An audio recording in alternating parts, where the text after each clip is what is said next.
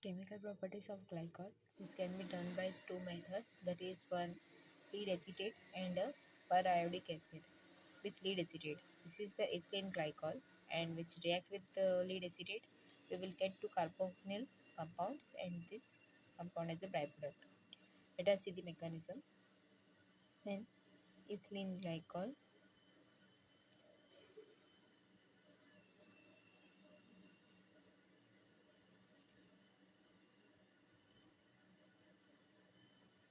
when ethylene glycol and lead react with lead acetate.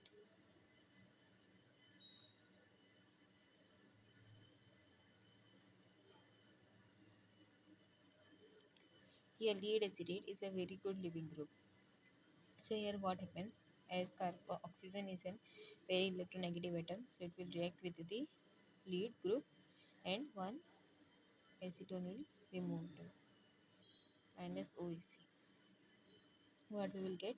CH2 bond CH2 bond O bond H bond O positive bond H bond PB OAC OAC OAC. As oxygen is more negative atom, so it needs another electron to make it stable. So hydrogen will give an electron to it and it will remove by H minus. So what we will get here is CH2 bond CH2 bond oxygen bond PB bond OAC bond OAC bond OAC, which again, so here O bond H. Here oxygen the lone page, which will again react with PB. So here one OAC will removed minus OAC, we get CH2 bond O bond CH2 bond O positive bond H bond PB bond OAC bond OAC. Okay, two OAC will be there and A bond formation. As oxygen is positive negative atom, so it will get one another atom electron from the hydrogen, so it will becomes CH2 bond CH2 bond O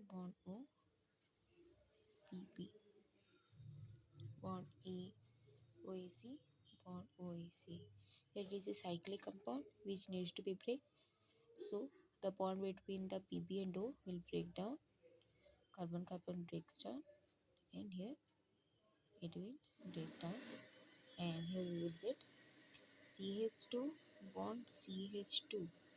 Sorry, this will become plus double bond O as the bond breaks down here. So here the bond becomes double bond O, double bond O. Here the two things that is attached to here, what we get. Here the two things that is attached with lead will also break down, and we will get PB OAC3. This is the formaldehyde carboxylic sorry, this is the two carbonyl compound, and this is the mechanism.